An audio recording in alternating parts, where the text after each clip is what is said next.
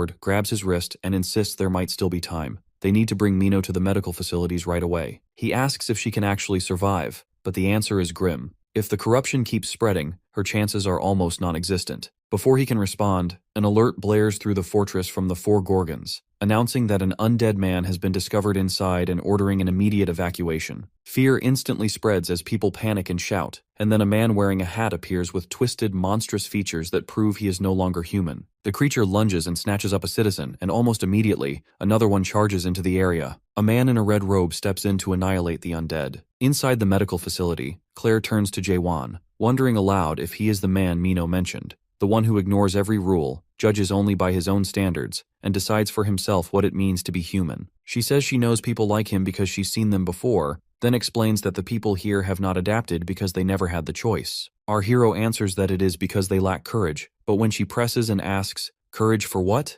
he says nothing. Instead, she tells him there is one thing he has to do and warns that he should leave, because it will be dangerous for those around him, and she can't stand people like him. This causes our boy to recall past hardships. While this is happening, a guard asks how much medicine is left for Carlton, and another admits most of it has already been used just to calm him down, leaving almost nothing. James instantly demands that every last bit be brought to him, so the medics rush to prepare it. Jae-won watches as the medicine is administered, but even though the medic works quickly, it does nothing to purify the chief, and they can only beg him desperately to hold on. Our protagonist then demands to know if there is any way to bring someone back after turning into an undead man. But James snaps that if he had the answer, he wouldn't be wasting his time here doing this. Ignoring the anger, Jae-won grabs Carlton and tells him to wake up because there's something he needs to ask, not stopping even when James shouts at him. Surprisingly, Carlton stirs slightly, looks up, recognizes him, and then grips his hand tightly to ask for a favor, to be killed. He insists our boy is the only one who can do it, but Jae-won asks why he isn't asking to be saved instead.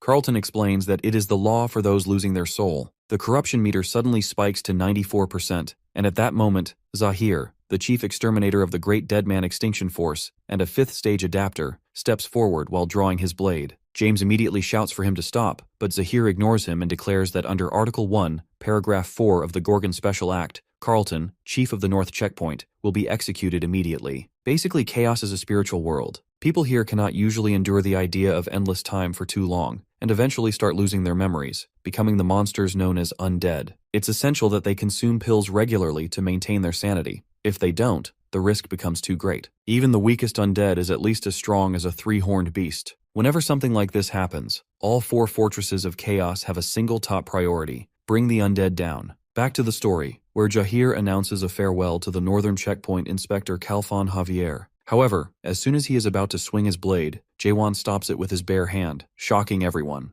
Jahir stresses the urgency of the matter to our boy, explaining that Khalfan Javier is already a 5th-rank adapter and, if he turns into a monster, the consequences could be catastrophic. Hearing this, our protagonist offers the horn of a 5-horned beast. An officer is shocked, unable to believe he actually possesses such an item. Not missing the chance to be savage, our hero crushes the supposedly indestructible horn with his hand and feeds it directly to Cartlon and Mino. Everyone watches in disbelief. James is nearly brought to tears, seeing the contamination being managed at last. However, Mino's body is too weak to stop the process, and she will become an undead despite the medicine. Her contamination rises to 95%. Because of this, Jahir decides to eliminate her at once. Claire protests, insisting they should wait for the doctor who can perform the undead slash. Jae-won isn't sure what that is. A guard mentions the doctor is occupied with the fortress master and that they can't call the divine physician for a smaller matter like this. As Jahir moves in to eliminate Mino, our boy blocks his way, stating that he's the one who should kill her since he was the one she asked.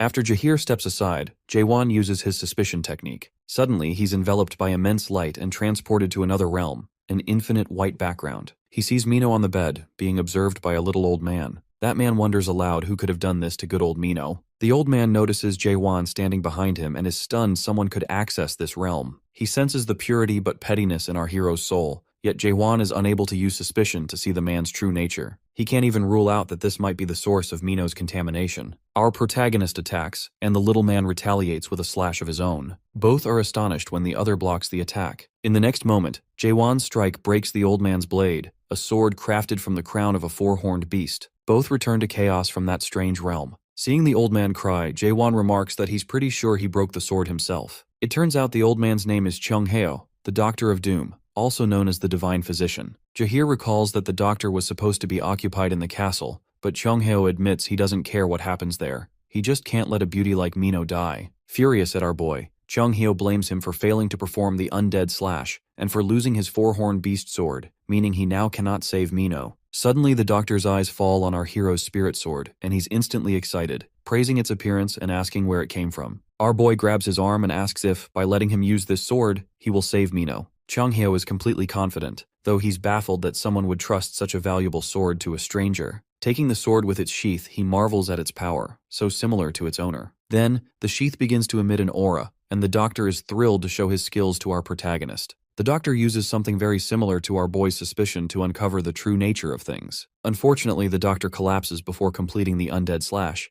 admitting that he doesn't have enough mana. The sadness on his face reveals what this means, and it gets worse as the realm they're in begins to collapse, indicating they're almost out of time. The doctor's sketch of Mino starts fading away. However, our protagonist grips his blade, making Chongheo uneasy as he's certain no one can copy his undead slash. Our hero ignores him and decides to try his best, even if it's only an imitation. Still, the doctor tells him it's useless. One can't just mimic the spell after seeing it once. He scolds our boy for attempting something the average person cannot even imagine. Jae-won isn't skilled at slashes or anything of that sort, but he believes the old man is simply being loud for no reason. He tells him to be quiet so he can concentrate. He focuses on every feature of good old Mino to draw her sketch. Moving across the vast canvas, he thinks about her mischievousness, her warmth, her trusting gaze, and every impression she's left on him. He skillfully draws her, even adding the mole beneath her eye. Suddenly, a familiar voice tells him she's grateful he got her mole right. It's Mino smiling at him from the bed. They're all back in the real world now. Her contamination is dropping, and the undead transformation has stopped. Claire anxiously asks Mino if she's all right.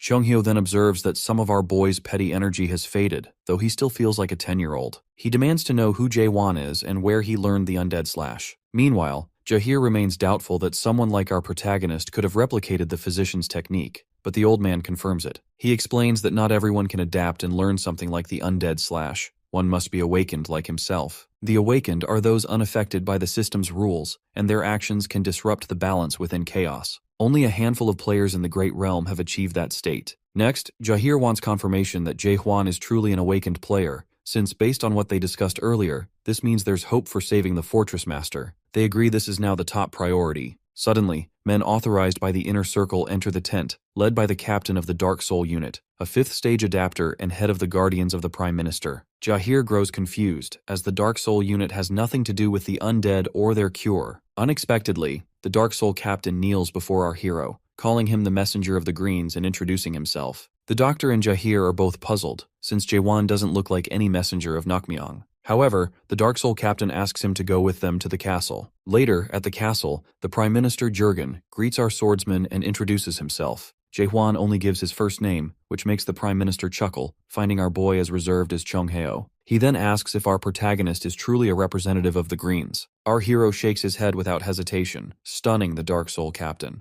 Meanwhile, the doctor points out that our boy can handle stones of the fallen souls, something only those from the Nakmyang clan can do. He wants to know how Jae-won is able to handle the stones and where he found them in the first place. Jae-won simply says he found the stones somewhere and never had trouble handling them. Captain Jahir, now curious, asks what happened to the people from whom these stones were obtained. Jae-won withholds nothing, revealing that they are dead. Jahir is stunned, wondering what could have happened, and adds that those individuals are members of the Great Realm's great families. Our protagonist calmly states that he is the one who killed them. Jahir erupts in outrage before the Prime Minister asks him to calm down. Jae-hwan explains they attacked him first to take his horn, so he fought back in self-defense. That explanation makes perfect sense to Prime Minister Jurgen Cheever, who notes that the Nakmyang clan has always been quite greedy. He then asks our boy what he's been up to, and what his plans are now that he's entered chaos. Moments later, the Prime Minister processes what he just heard, repeating what he understands from Jae-won's account. Basically, our protagonist was brought into chaos by chance, encountered one of the great families, and by another stroke of luck, stole their soul stones. Through that same chance, he entered the fortress and continuously encountered stories of fighting and combat that others had only heard about. Our boy's most recent feat involved conveniently mimicking the Divine Doctor's master undead slashing as well. The story seems highly unlikely, and the doctor wonders if the Prime Minister actually believes him. Chongheo remarks that if the Prime Minister believes what Jae-won is saying so easily, he must be under the effects of being away from the Fortress Master for so long. The Prime Minister then asks whether his physical body is alive.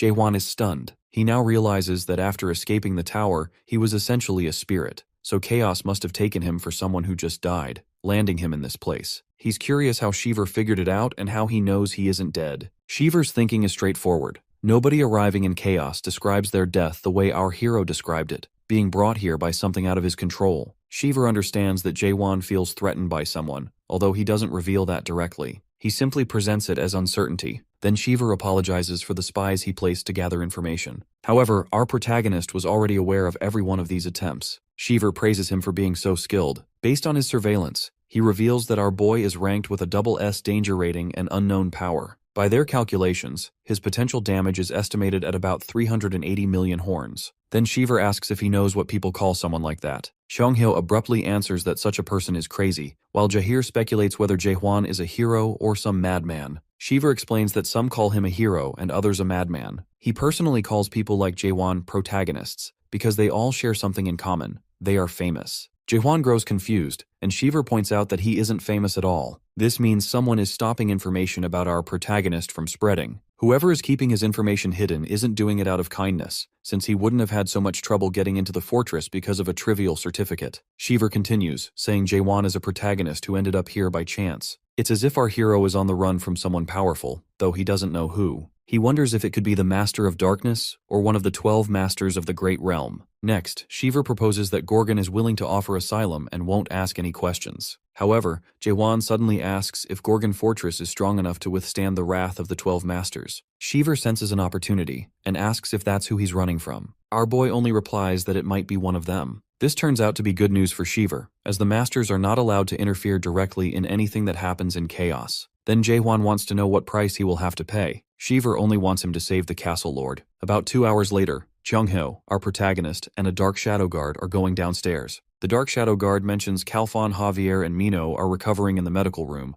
then turns to confirm if Jae-hwan really prefers to stay at the training grounds instead of a VIP suite. Chonghyo, however, wants to fight our hero to see which is better, his slash or Jae-hwan's stab, but our boy doesn't take him seriously. Seeing Jae-hwan's lack of interest, the old man changes tactics and mentions the expert tower he cleared. Jae-hwan pauses, then asks if he knows something. The old man, though, isn't giving anything away for free, and says he'll only talk if Jae-hwan can beat him first. Chonghyo doesn't believe our protagonist has any chance of winning. Later, Jae-hwan secures a decisive win. The doctor, however, demands another round. Jae-hwan glances over the damaged training hall, which is the direct result of their fight. He believes the fight is already over, but the old man tries to intrigue him by claiming he has a finishing move that could even kill Jae-hwan, a move he has been holding back. The doctor, speaking from within a hole, asks Jae-hwan how old he is. Our protagonist replies he is around 60, and the doctor yells, insisting he should pay some respect, as Chonghyo is at least 1,000 years old. He says Jae-hwan should at least consider that he's been practicing his slash for nearly 1,000 years compared to Jae-hwan's 60 years of stabbing. Still, our boy says it doesn't even seem like the doctor has practiced for 10 years. This angers Chonghyo, who then comes at him with another powerful slash, emerging from the hole and leaping up high. His attack barrels toward Jae-hwan like a beast, but our hero braces himself to counter the attack. Jae-hwan counters Chonghyo's attack with his normal stab, and both of them skid back after the clash. The doctor praises the move, while our protagonist is stunned to see just how strong his opponent has become, considering he even survived the normal stab. Chonghyo, filled with curiosity, asks the name of the technique Jae-hwan just used. He calls it the normal stab, though Chonghyo thinks the name sounds arrogant and suggests it implies Jae-hwan has an even stronger technique. Our boy then reveals that he actually does possess a stronger move. Chonghyo is momentarily stunned, since the technique Jae-hwan is about to unveil reminds him of the lone king of chaos. He wonders if this attack could be anything like the real king's, and he isn't sure if he would be able to block it or not. As soon as Jae-hwan prepares to unleash it and announce its name, Chonghyo abruptly declares him the winner, a crazed look on his face. Meanwhile, in the 5th zone of the Great Realm, Unbendable Steel, Master of Steel, Haoyu, demands to know what the Master of Darkness is doing. His aide, nervous, reports that the Master of Darkness is currently in contact with Chaos. Haoyu is surprised, since all the Masters had agreed to stay away from Chaos. The aide, trembling, suggests Haoyu see it for himself. He presents footage of Jae-hwan clearing the 99th floor alone. Haoyu acknowledges hearing about the boy who beat an expert tower, and assumes the story is fake, but soon learns Jae-hwan is the product of the Master of Darkness. That product didn't follow the rules. He refused to finish the tutorial and begin the main game, instead breaking through the ceiling and entering Chaos. The Master of Steel is curious how a mortal could do this with a cultivator waiting at the 100th floor. What captures his interest is that Jae-hwan killed the cultivator in order to escape. Haeoyu finds it unbelievable, but the aide insists the Master of Darkness from the Ninth Realm swears by it. It turns out this has been happening for some time. The Master of Darkness has been meddling with chaos, and several zones have secretly been in contact with him. Curious about the Ninth Realm's actions, Haeoyu instructs the aide to notify those in chaos that he wants to visit, though he makes it clear he has no intention of interfering. He also orders 10 gold-level elite guards to be assigned, and wants Haeoyu's own warrior to join. The aide, relieved not to have been yelled at, hurries to make preparations. Haeoyu, meanwhile, thinks of Cheongheo and his reckless ways. Back in the training hall, the old man begs Jae-hwan not to use that attack, even going so far as to hug Dokbul in desperation. Although annoyed, our protagonist wants the old man off his blade. When Cheongheo finally steps back, he remains deeply concerned about how a move like that could be mastered in just 40 years. Jae-hwan simply states he has stabbed 10 billion times. Cheongheo finds this ridiculous, pointing out that it would require practicing 80 times per second without sleep or rest for 40 years. However, that isn't what our boy did, since he can stab 100 times per second, and he doesn't even need a sword to do so. He could stab without one. Cheongheo is utterly dumbfounded. He sensed something different about Jae-hwan from the very beginning, but he never realized the extent. It isn't just his aura. Each time he stabs, it feels like every motion is filled with hatred for the world, channeling pure rage into the attack. It's difficult to describe, but it seems as if our hero is stabbing the world itself, even without a blade or movement, having become a stab in essence. Jae-hwan notices Cheongheo's expression and repeats that he has done 10 billion stabs. After that, he shows Cheongheo the oath they signed before their spar. It turns out the doctor had sworn on every beautiful girl in the world, and on his own honor to grant Jae-hwan a wish if he beat him. Cheongheo is certain the kid will ask for something odd or quirky, but all our protagonist wants is for his questions to be answered. The doctor suggests they walk outside to talk. Once outside, Jae-hwan begins by asking what an expert tower is. Both of them are familiar with the dream demons who create these towers, and Cheongheo explains the tier system. Typically, towers are ranked between S and F, but some dream demons can build S-rank towers even as apprentices. These individuals later become masters known as experts. However, not all towers made by experts are classified as expert towers. Only truly special ones, completely unrelated to cultivation, count as such. No one really knows the true purpose of these towers, but one thing is certain. Expert dream demons are curious about the true nature of the world. A small percentage of those who clear these towers are known as awakened ones. Out of curiosity, Jae-hwan asks if Cheongheo is one of them. The old man explains he's from the 4th tower of Expert Melville, a tower named Moby Dick. Even the early levels forced him to fight whales, and he barely made it through. Many great warriors perished there. He laughs about it now, though he admits it was a nightmare. Cheongheo feels like our boy has survived a tower like that too, so he wants to know whose tower Jae-hwan conquered. It turns out it was Mulak's. Cheongheo stops walking the moment he hears the name. He never thought he would meet an awakened one who cleared Mulak's tower. Jae-hwan, curious, asks if he knows Mulak, and Cheongheo nods, as Mulak was one of his teammates. It's rare to see any surge of emotion on Jae-hwan's face, but even he looks intrigued when he learns Cheongheo has walked with Mulak. Since that story is a bit long, Cheongheo suggests they take a walk. Eventually, both end up in a tavern. The one serving them is Claire, who grows visibly annoyed when asked if she's now running an outdoor food stand. She's a bit irritated to see our boy and reminds everyone that a certain someone took out her good old tavern. Jae-hwan, ever observant, notices things as beer is served, a fact not lost on the doctor. Chaos is a world full of dead people, yet food persists. Jae-hwan and the doctor share a common trait. They perceive a reality in chaos that most others cannot. Cheongheo explains why food exists in a land where no one hungers. The original chaos wasn't always this bleak. It was once a blessed place, a refuge where people could escape war and live in peace, even celebrate life. Suddenly they hear men fighting like outside any typical bar, and the doctor smiles, asking what our protagonist thinks is happening. Jae-hwan suggests it's probably just drunkards brawling. However, after taking a sip, he realizes there's no alcohol, it's just water. It turns out that in chaos, people cannot get drunk, feel hunger, or die. All they do is imitate the rituals for the sake of culture. In a place like this, humans still yearn for their past lives, the sweetness of limits, getting drunk, and even feeling pain. They've started to act as if they're hungry or inebriated, pretending to have living bodies and beating hearts. But that's not all. Some wanted even more. There was an expedition, famously called the Abyss Expedition in Chaos. This journey was a quest for the Fruit of Resurrection, a prize said to restore true life. Jae-hwan is stunned and even a little interested to hear about it. The only way to obtain the Fruit of Resurrection is to travel through the abyss until one reaches the end of its branches. At the time the expedition began, Cheongheo had already awakened and was younger, about 150 years old. Unexpectedly, Mulak led the expedition. A flashback unfolds as Mulak speaks to Cheongheo, praising him for awakening without losing his emotions. Chonghyo, however, is angry and even hurls his blade at Mulak, insisting that demons have no business being here. They should stay in their rooms building towers. He's upset about the whole cultivation system. Mulak, for his part, apologizes repeatedly for all the demons who made towers, then reveals his real reason for joining the Abyss expedition. He wants to reach the end, find another tower, and put an end to cultivation. Chonghyo is utterly shocked. It's bizarre to hear a dream demon speak of ending cultivation, the very business they are known for, the only thing they truly do. Jaewon questions the doctor again about what happened to the expedition. Chonghyo admits he didn't go any further than the entrance to the abyss. He fell behind. Mulak, however, is rumored to have reached the top of the illusion tree, from where fruit began to fall, allowing others to return to chaos. Jaewon wonders why the old man remains in chaos since he supposedly got the fruit. Claire returns to serve more food and gives the doctor a pointed look as he twists the story. She explains the expedition was never actually successful, but the doctor disagrees, insisting Claire wasn't there and didn't witness its glory. He maintains they succeeded in collecting the fruit and that he is proud of it. However, when they were returning, the patriarchs, the lords of the almighty lands, lay in wait to take all the fruit. The fortress masters and leaders of the 10 factions stood no chance against the overwhelming force those entitled rulers brought.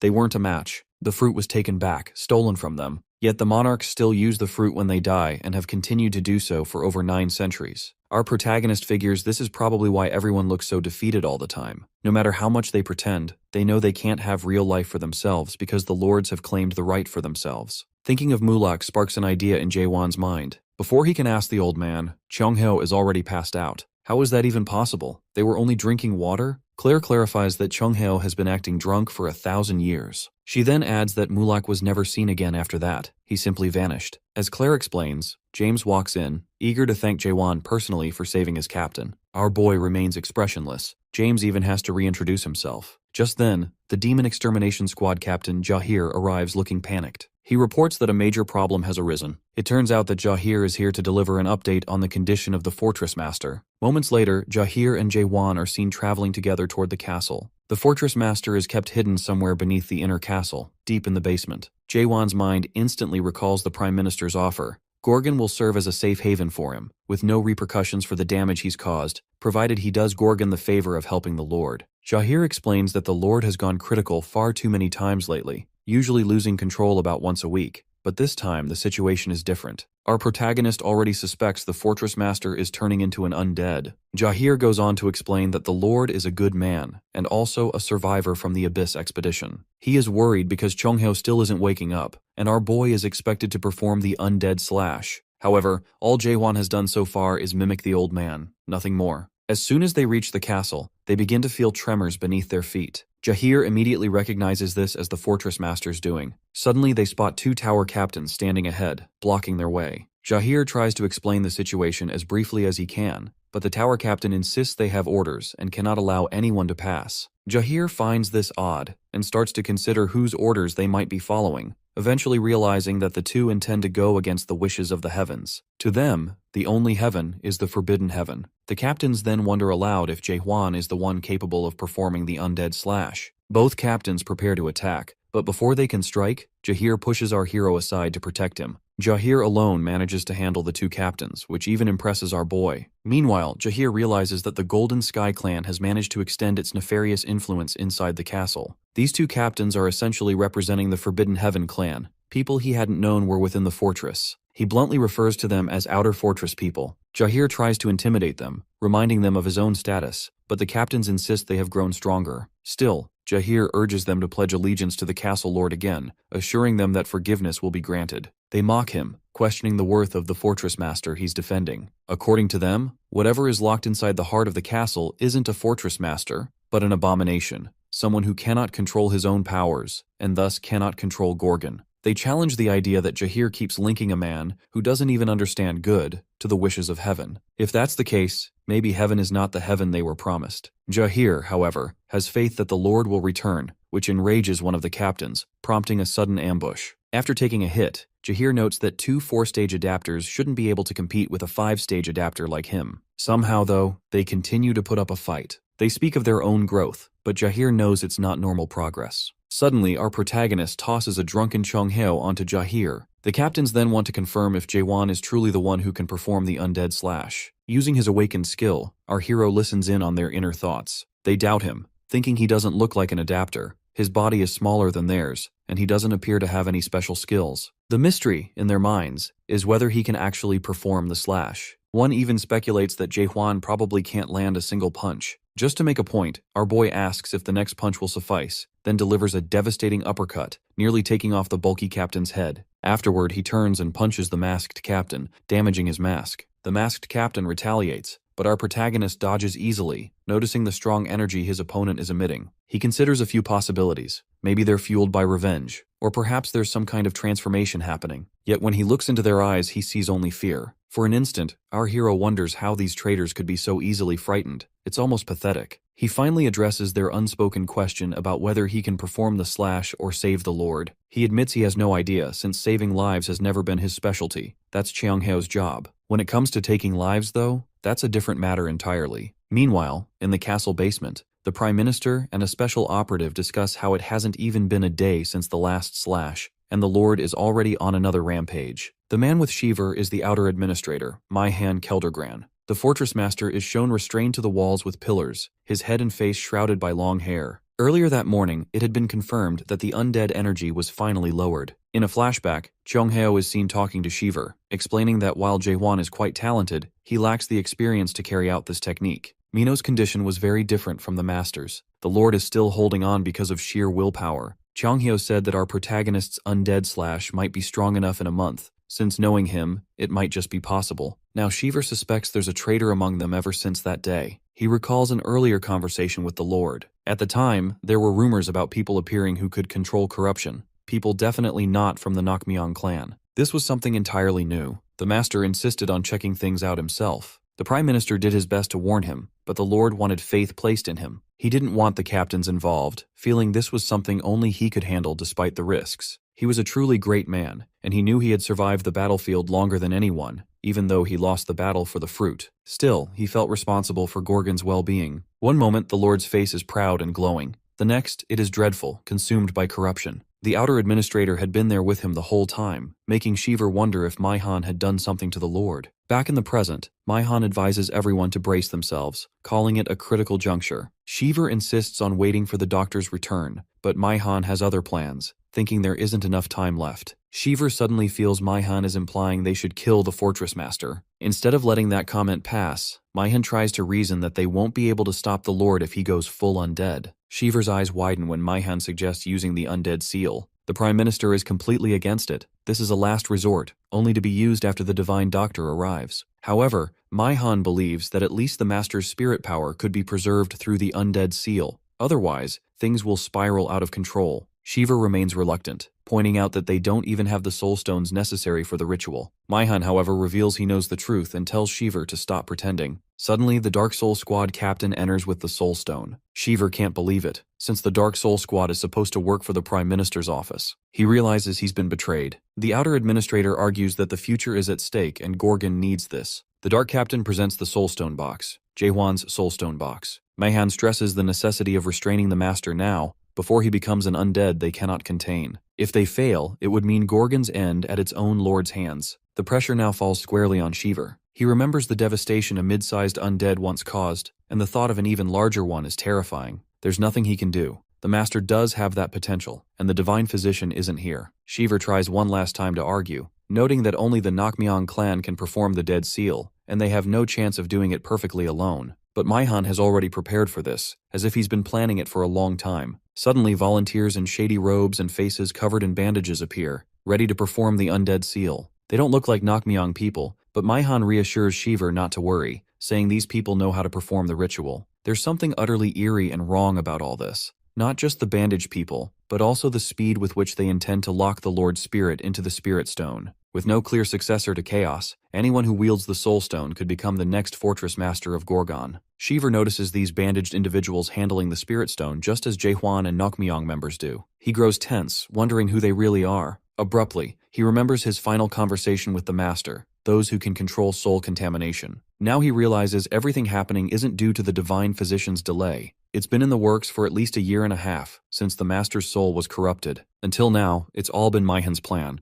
With this realization, Shiver orders his men to arrest Maihan. To his dismay, they ignore him, revealing their loyalties have shifted as well. The Prime Minister understands he has been part of a conspiracy all along. Within moments, Shiver finds himself on his knees, apologizing to the Lord, filled with regret that he couldn't do anything. The light has faded from his eyes as the ritual is about to begin. He sees flashes from the Fortress Master's glory days. Suddenly the ground shakes and the roof of the basement splits open. A massive section crashes down on most of those present. Leading the way through the chaos are Jaehwan and Jahir. The Prime Minister's eyes widen in pleasant surprise as he sees the two arrive. The outer administrator demands to know what is happening. Jahir immediately cuts him off, telling him to stop pretending ignorance. They are fully aware of the Forbidden Heaven clan's conspiracy. Those two captains have already confessed everything. The captains outside express deep apologies to the outer administrator, but before anything else can happen, their bodies suddenly explode, leaving Jahir stunned. Maihan quickly claims no responsibility, stating the captains took their own lives. Jahir now understands clearly that this is not a misunderstanding. It is outright rebellion. If they don't stop the outer administrator and halt the seal, these traitors' intentions will become reality. Suddenly, Jahir is shocked to find every sword in the room pointed at him. With Cheongheo still over his shoulders, he demands an explanation. He's told that they won't let him defy Minister Maihan, the Golden Sky clan, or the outer administration. He must stay put until the seal is complete. Jaehwan, meanwhile, remains composed, labeling these men traitors. Even now, our boy calmly considers his original instructions. He turns to the Prime Minister, pointing out that Shiver hasn't kept his end of the agreement. The supposed safe haven inside the fortress is anything but safe for him. He insists on renegotiating their terms. The Prime Minister is in disbelief at this turn, but Jaehwan promises to eliminate all the traitors and restrain the outer administrator if Shiver will hand over Cheongheo so he can resume the Abyss expedition. His words leave everyone stunned. Maihan Keldergran recognizes that this must be the man who's become notorious around Gorgon lately, the one who killed an undead with a single strike. Maihan wants to witness Jaehwan's strength firsthand,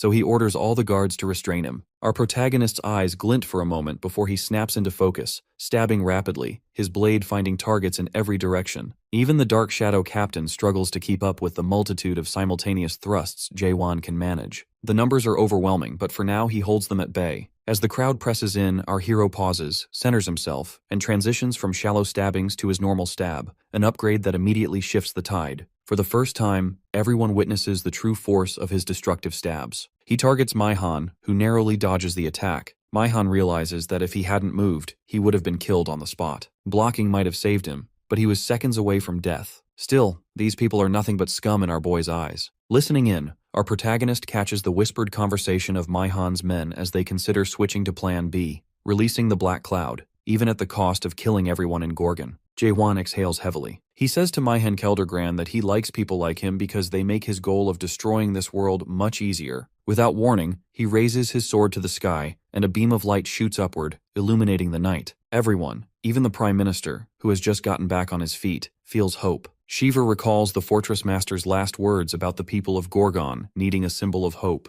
Jurgen Shiver realizes this must be the moment the Lord meant, and even he feels that hope, though the irony isn't lost on him since it comes from someone determined to destroy the world. Moments later, Maihan Keldergran's face is shown. Then the view zooms out to reveal his limbs and body severed. With his final breath, Maihan insists there's no point in trying anymore, as the Fortress Master is beyond saving. Jaehwan checks with Jahir on Cheongheo's status and what's happened so far. No matter what they try, Cheongheo won't wake up. With no patience left, our hero grabs Cheongheo by the white hair and slams him into a wall, waking him instantly. Everyone is shocked by this method. As he's coming around, it becomes clear. The Fortress Master is no longer restrained and is now at 99.9% contamination. Before Cheongheo can make sense of the situation, the system starts processing updates on the Fortress Master. After the contamination reaches 99.9%, it becomes unable to make any further estimations. As everyone watches in horror, the system announces its verdict. A super huge undead is emerging, and Gorgon's automatic alerts are triggered. Warning sirens blare, and the evacuation protocol begins, with professionals rushing to get people to safety. However, this time things won't be so straightforward. James witnesses the horrible aura radiating from the castle. Darkness and tremors spread outwards, sending chills through the air. The Demon Extermination Squad captain, Jahir, is assigned to escort the Prime Minister to safety, while Cheongheo turns to our boy, Jaehwan, for help creating a path. He draws his brand new sword, remarking that Jaehwan's thrust is too sharp to save anyone, and reminds him that he had to get a new blade because our protagonist broke the old one. Moments later, Jae-won and the old man step into the drawing world, where the doctor attempts to sketch their lord by recalling times spent together. Memories like these prove crucial in performing the slash to reduce contamination. Once enough memories are gathered, Chung-hyo can attempt to halt the undead transformation's progress. Suddenly, the doctor spots a figure he believes to be the fortress master, only to realize that this is not his lord, but something infinitely more terrifying and deranged. He freezes, sweat beading on his face. Jae-won, usually unfazed, is also a bit shaken by the old man's reaction. Cheong-hyo is seized with panic. The being before him is not the fortress master. Even our protagonist's ever-calm face shows some confusion. Soon, the fortress master's body morphs into a truly monstrous form,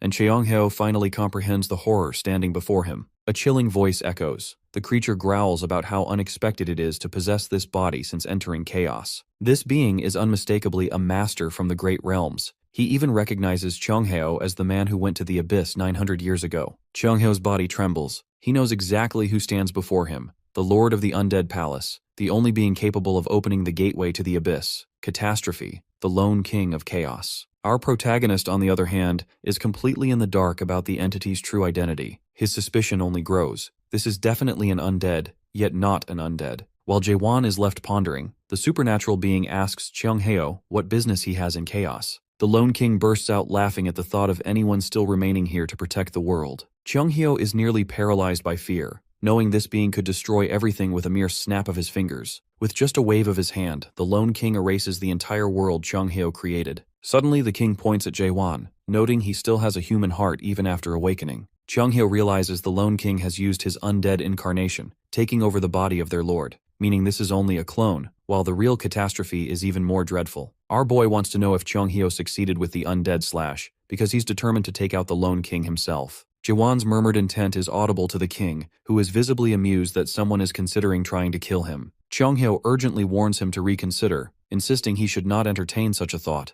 After all, not even Mulak could match catastrophe. Even as a clone, the Soul King is an entity no one there can handle. Nevertheless, Jae-won remains confident that he can eliminate the creature. The king responds with a mocking, thunderous laugh. Then, he draws his sword from his mouth, inviting our protagonist to attack, calling him an awoken with the mind of a human. Cheong-hyo recognizes immediately that the clone has summoned the Void Sword, the very weapon that wiped out half the expedition last time at the Abyss entrance. The king lunges at our boy, who barely manages to dodge the strike. The Lone King observes him and notes that he's seen that determined look before, concluding Jae-won is heading for the abyss. Cheong-hyo is stunned. He never imagined our protagonist would go this far. The Lone King muses that people are still searching for the end of the world, but insists Jae-won is still too weak. The Soul King grabs his head, remarking that he isn't even as strong as Mulak from 900 years ago. Yet Jae-won breaks free from the grip, pulling off a daring move to sever the king's arm. In his mind, our hero feels a flash of gratitude for managing to land that blow. But immediately, a massive hand snatches him back and crushes him, followed by a blade aiming for the kill. Not backing down, our protagonist stabs the king at close range, but in the next instant, the king tries to slam him into the ground.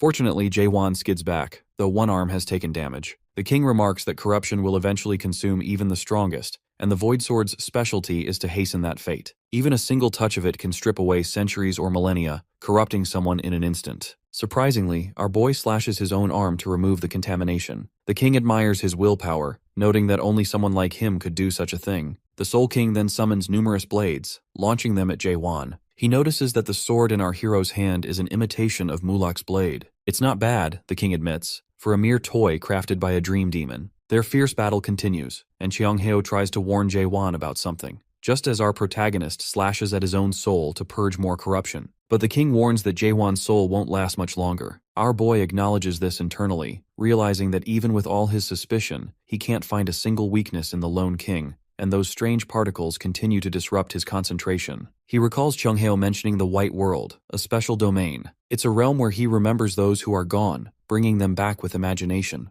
Apparently, all awakeners have such a world, invoked by a special keyword upon awakening, a landscape shaped by their emotions and desires. The stronger the awakener, the more beings are drawn into that world. Suddenly, Jae-won seizes on an idea. His eyes widen as he conjures his own world through oblivion. Cheong-hyo watches in awe, recognizing that Jae-won's world is a literal hell, an inferno born from pure loathing and rage. A massive eye appears in the sky above the Lone King, The king acknowledges that this ideal world of Jaehwan's is quite fascinating. Now, our protagonist has the upper hand, and the particles that once clouded his mind stop bothering him. But the clone remains hideously powerful. It seizes Jaehwan with its tentacles and pins him to the ground. The king remarks that our boy has been lashing out with random attacks, fighting without calculation. He gets right in Jaehwan's face to taunt him before slamming him again. The ground cracks and shatters from the force. After a while, the lone king stands over our hero, pinning him with his foot. He notes that Jaehwan still clings to his hatred and admits that he hasn't met anyone like this in ages. Unfortunately, he decides it's time to end things. The void sword rises, poised to strike Jaehwan's face, when suddenly, our boy's eyes snap open.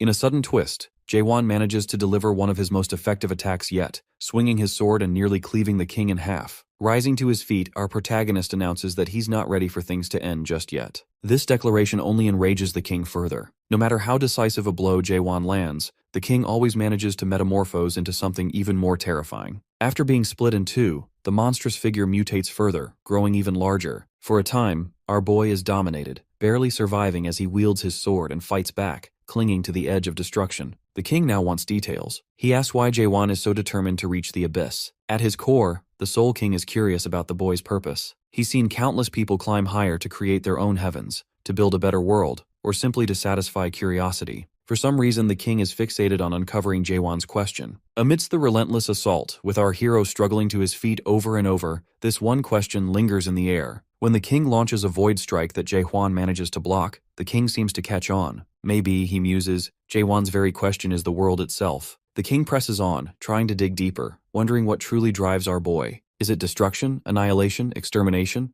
These would be good guesses, especially given the nature of his ideal moonlight world. Yet, Jaehwan appears to be someone seeking the end, someone who needs to understand why something like the Tree of Illusion even deserves to exist. Our protagonist, however, claims ignorance. He has no clue what the clone is rambling about. The clone is left confused, realizing Jaehwan doesn't seem to be chasing any particular question. Our boy, meanwhile, recognizes something familiar about this scenario, recalling his fight with Beastrain. Suddenly, something clicks. The king is merely a clone occupying the Fortress Master's body. Acting on this realization, Jaehwan drives the king back and slams him into the ground. The clone emerges again, never showing fatigue despite the lone king's madness. Soon, though, Jaehwan focuses on the strange particles, and with the help of his suspicion technique, he figures out his next move. As he leaps upward, he notices a thread connecting to the king's main body. Seizing the moment, he lands his strike. The king recognizes the move, fissure technique. Finally, our boy targets the monster's weak point and lands a decisive blow into the main body, eliminating his opponent. In his final moments, the Soul King promises to meet Jaehwan at the entrance to the abyss. After the battle, our protagonist finds himself leaning against a broken wall, while the Fortress Master's body rests quietly in the water. Jaehwan is left incapacitated, thinking to himself that he must become stronger. His thrusts and stabbing have proven successful against weaker opponents, but when facing a single powerful being, he's unable to gain the upper hand with just his thrust. The damage radius is simply too limited. His signature move in battle, the thrust, was only useful to distract the king's clone. Realizing he can't depend on this technique any longer, our boy knows he needs something far more powerful to face true villains in the future. In the aftermath, Cheongheo is pulled from the rubble, while our protagonist continues his self-analysis, replaying the fight in his mind. He eventually pushes himself to his feet, looking over at the Fortress Master in his final moments. The dying master gestures for him to come closer. Despite being undead, the elder has witnessed the remarkable courage Jaehwan displayed and wishes to reward him. With a frail grip, he clasps the arm wounded by the Void Blade, telling him that Gorgon is about to see change. Our hero is puzzled until the master transfers something into him. Light streams from the elder's hand, enveloping Jaehwan's arm and healing it. With his last words, the Fortress Master acknowledges a familiar power in our boy,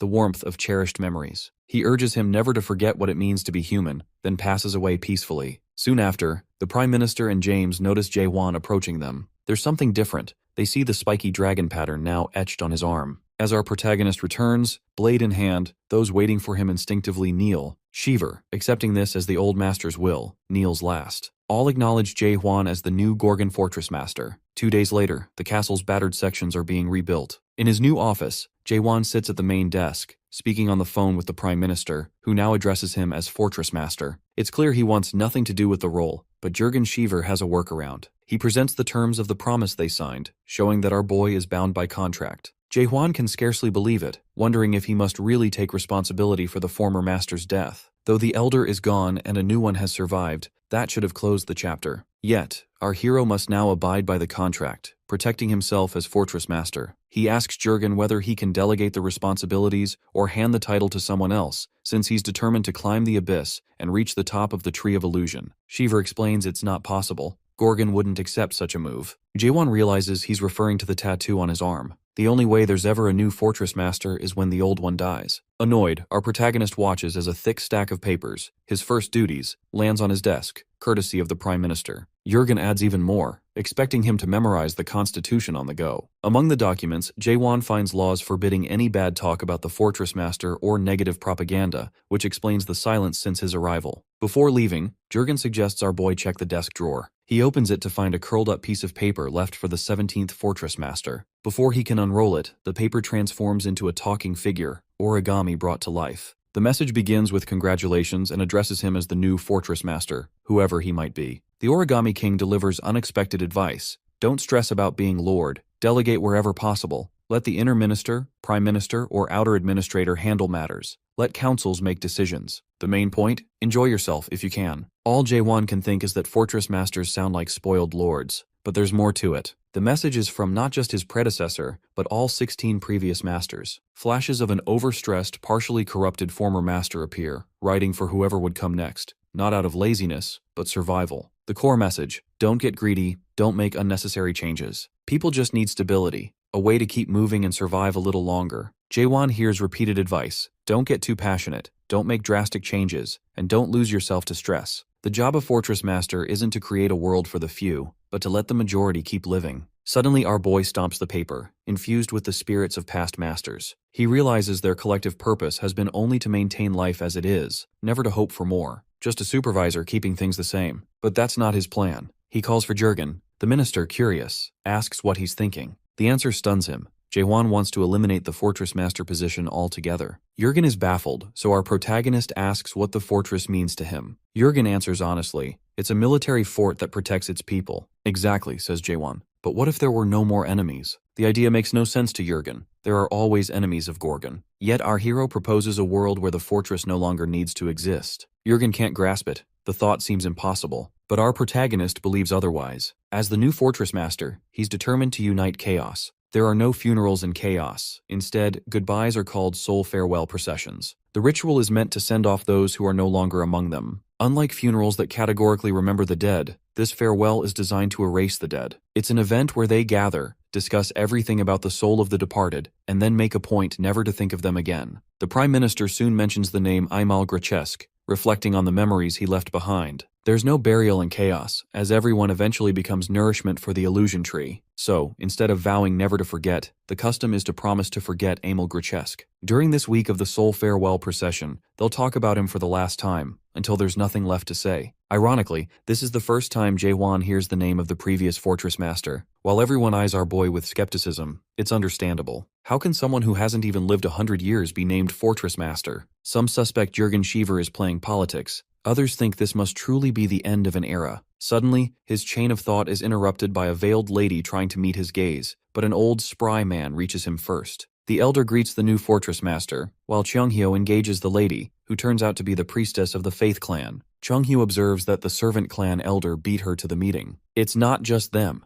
Everyone is openly discussing which side they'll choose when the time comes. Cheonghyo isn't worried about alliances right now. The Servant Clan elder, however, wants to know Jaewon's age. When he hears he's just 60, he jumps to various conclusions. Maybe the old master had a son, or perhaps there's some secret institution that produced this newcomer. People take note. It's not the sort of question you'd pose to the Fortress Master, especially since the elder already knows how our protagonist came to chaos. Nevertheless, he extends a hand of cooperation. This is Jong Il-han, vice clan leader of the Servant Clan. In his mind, he notes that the new leader doesn't even look like an adapter, something he plans to use to his advantage. Il-han remembers being turned away by a stubborn inspector at the northern gate. Sir Carlton Javier had restrained him for causing trouble, and the Fortress Master at the time saw him as a nuisance, especially since he'd tried to enter illegally and violated internal rules. Il-han was left bitter by their stubbornness, a feeling that lingered for a decade. Now he wants to exploit the opportunity created by the dead Fortress Master and the still recovering Captain Javier. Il-han is quick to act. As he shakes Jaewon's hand, he draws our protagonist into the highest level illusion skill, the 8 Gates of Hell. Instantly, Jaewon finds himself trapped in an inferno, facing a fierce fire dragon. Meanwhile, in reality, People notice his strange behavior, realizing that on his very first day, the new fortress master has been ensnared by the most powerful illusion, courtesy of Ilhan, who doesn't care about Jaewon's youth. Yet before Ilhan can even construct his dream palace, it shatters. As he waits for Jaewon to go berserk, hoping to force negotiations for his help, our boy simply jokes about how weird handshakes and chaos are. The old man is left speechless. Having tolerated enough, Jaewon calmly announces it's his turn to greet Ilhan, grabs his hand, and drags him into the Moon Eye world. In seconds, Ilhan is on his knees screaming, as if he's seen hell itself, while the rest look on in confusion. Jaewon could easily have him executed, but lets him go for now so he can reflect on his actions. Chunghyo is disappointed. He wanted to see some real action. The priestess, the onlookers, and the crowd are left with no idea what to think of this new fortress master. Soon it's time for the inaugural speech. The Prime Minister sets up the rostrum, amplifying Jaewon's voice with magic. It's his turn to address the masses. He starts strong, admitting he doesn't know who Amal Grotesque was, what he accomplished, or if he was a good master. He confesses he isn't their guy. No spiritual energy, no experience, nothing to recommend him except luck. He clarifies that it wasn't even his intention to take the role. They don't want him as leader, and conveniently, he doesn't want to be one either. He explains that after 30 seconds thought, he decided on a solution. Anyone who can defeat him in combat gets the Fortress Master title. Some in the crowd are instantly energized by this, especially Kaiman, leader of the Southern Sea Clan. But there's a catch. Only those who take him on within a month will be eligible, and after that, the offer expires. There's another twist. Anyone who loses to him will automatically join his Abyss Expedition Squad, leaving within 2 months. The crowd, Priestess, Ilhan, Jahir, Cheongheo, stands in shock at this unexpected announcement. The Prime Minister had accepted Jaewon in his heart as the Fortress Master the moment he saved Gorgon from the Forbidden Heaven clan. Even when he considers relinquishing the Castle Lord title or uniting Chaos, his conviction remains. Jurgen felt uneasy when our boy went on stage, but ultimately, he would never jeopardize Gorgon's future. Meanwhile, some are speculating that the new Fortress Master might be from the Resurrection Palace, with no clue how he suddenly claimed the position. Crowds press against the castle entrance, forcing James to struggle to keep order. Jahir then informs the Prime Minister about Cheonghyeo's recent interview, where Cheonghyo claimed that even if all 10 clans gathered, none would be able to defeat Jaehwan. The minister freezes in his room, tea spilling from his cup as he processes the news. Moments later, an angry Prime Minister storms toward the Fortress Master's office. Upon entering, he finds piles of unattended paperwork and questions how long our protagonist intends to delay his responsibilities. However, instead of Jaewon, he is greeted by a still-recovering Sir Carlton Javier at the desk.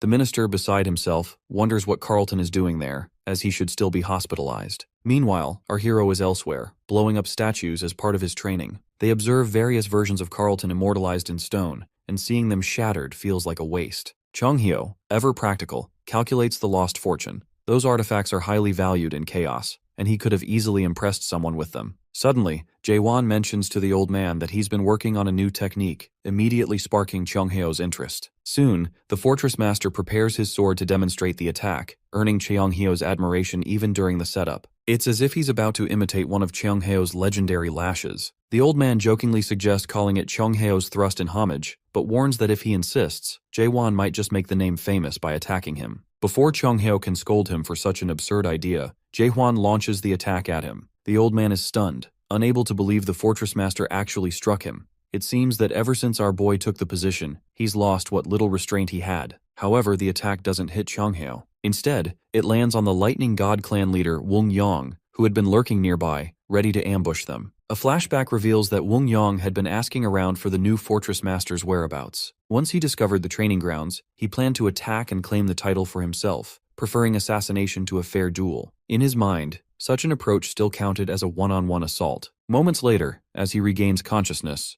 Wung Yong finds himself face-to-face with the Fortress Master and the Divine Doctor. He's shocked to see Cheonghyo present, confused about the situation. The lightning upstart hadn't even recognized the Fortress Master, surprised to learn that it was the black-haired man beside Cheonghyo. The old man points out Yong's scheming nature while introducing him to Jaewon, but Yong feigns ignorance, insisting he's never met either of them. Still, something about our protagonist unsettles him. Nevertheless, with the Fortress Master right there, Yong stands up and declares he'll return soon to challenge Jaewon again, insisting this encounter doesn't count as a loss. The irony isn't lost. He accuses the Fortress Master of cowardice even after attempting an ambush himself. Cheonghyo can only marvel at the audacity of this kid, yet Jaewon pays it little mind, ready for another match if necessary. Soon, Yunyang charges up his lightning, preparing for battle, while the Fortress Master readies his weapon. True to form, his opponents always attack first, and Jaehwan dodges their blows with ease. Yang is impressed by how quickly our hero evades, warning that nothing, not even the swiftest, can match lightning, or so he believes. After several exchanges, Yang notices that the Fortress Master remains unscathed. Finally, he resorts to the Lightning God attack. Yet before he can complete it, Jaehwan coolly observes that channeling all that energy into a single blow is far too slow. As the Fortress Master prepares his own move, the next thing anyone knows, Yunyang sits with a fresh bump on his head, vowing to spread the rumor that Jaehwan barely defeated the Lightning Clan leader. Though this is a bit of comic relief, it's also a calculated move to keep his reputation intact. Cheonghyo recognizes the opportunity. Stronger opponents will now be drawn to face the Fortress Master, which is exactly what they hope for. It took Yunyang 100 years to reach his current position. The Yu'un family, one of the 5 great families of the realm, counted him among its members, but only as a slave. Yang was one of those unfortunate souls who cleared a tower, only to remain a slave for life. Most of his friends weren't as fortunate. Many were sold, died on the battlefield, or perished as slaves. Yet somehow he survived for a century. Eventually, he was promoted to servant, but that wasn't enough. This wasn't the life he envisioned for himself. After demonstrating loyalty for 100 years, Yang chose betrayal. He sold his trust, raiding the Yuan family's tome library. That was where he acquired the Lightning God's art. Later, the price for using the Lightning God's secret knowledge freely became clear. He was hunted for 20 years, eventually killed as a traitor. Even so, the expressions Yang wears now, even in chaos, are far happier than those he wore as a slave. It seems all the hardship was worth it. Upon his summoning to chaos, he rose to become the 9th of the 10 clans. For him it was a sweet deal. Yet the frustration of seeing someone not even 100 years old become Fortress Master is real. The scene returns to Yang, who protests that none of this makes sense.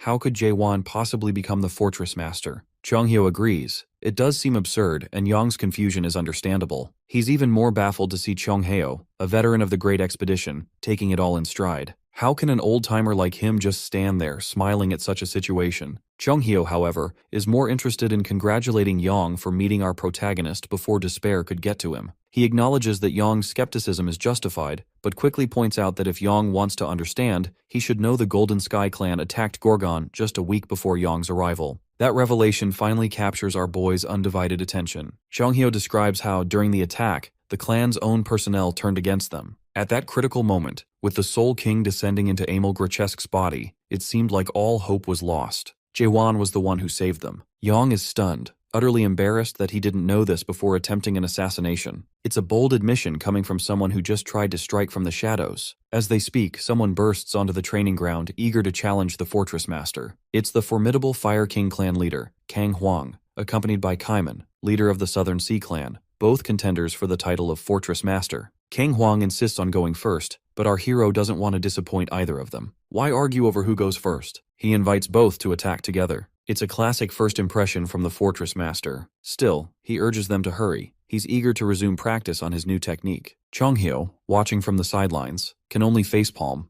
anticipating a chaotic day ahead. Kang Huang charges in alone. The resulting fire show is spectacular, and the Fire King's skill is undeniable, but he can't land a single hit. Soon after, Cheonghyo's frustration is evident as he surveys the now charred training ground, silently blaming Jaehwan for the mess. The duel's highlight comes when their swords clash. Kang Huang is convinced our protagonist fears his blade, but Jaehwan thinks the fiery clan leader should be more concerned about himself. With a grin, the Fortress Master launches a powerful thrust, jokingly asking if Kang Huang is afraid of his own move. The attack is overkill. Kang Huang is sent crashing into the wall, breaking it. This spells trouble for Cheonghyo, who will now have to explain the disaster to the Prime Minister. The Fortress Master himself isn't pleased, having specifically asked both Kang Huang and Kaiman to attack together. But that doesn't align with a warrior's sense of honor, and besides, Kaiman hates the heat. Talk about coincidences. Jaehwan's day began with a lightning wielder, then moved on to a fire-type warrior, and now he's facing a water-type. But our boy senses he's a cut above the rest. For once, he's the one to make the first move, which isn't usually his style. Kaiman blocks the attack directly, remaining calm,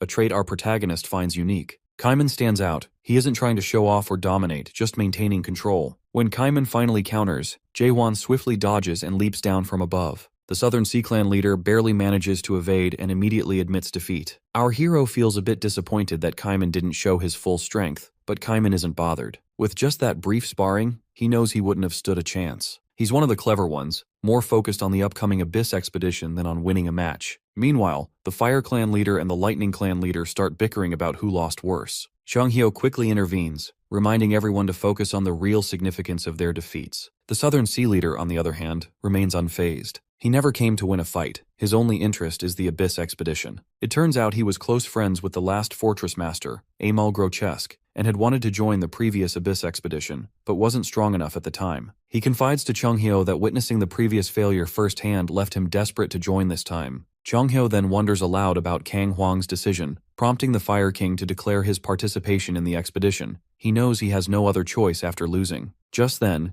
Yoon Yang dashes over to our protagonist, only for Cheonghyo to start scolding him. As our boy raises his blade, Yoon unexpectedly kneels and swears loyalty. Jaehwan finds it a bit unsettling and tells him to relax, but Yoon Yang continues his declaration of absolute devotion, even if it costs him his, already ended, life. The irony isn't lost, considering he's already dead. Unable to argue, Yoon simply begs to be accepted, even as a captain, promising not to steal any skills and pleading for a place. Cheonghyo then asks what will happen to his clan, and Yoon replies that the Thunder God clan no longer exists in chaos. Only 7 members remain, including himself. Just a week ago, his entire clan was wiped out. Yoon mentions that his clan was defeated just a week ago. Cheonghyo wants to clarify the situation. The Lightning God clan was wiped out. Yoon fled to Gorgon, and by coincidence, the Fortress Master announced an open challenge for the title. Yoon decided to fight, lost miserably, and now that he's powerless, he wants acceptance from the Fortress Master? Yoon nods brightly in response. Cheonghyo, however, is puzzled. He wonders how such critical news arrived so late, especially since Manticore and Gorgon are not that far apart.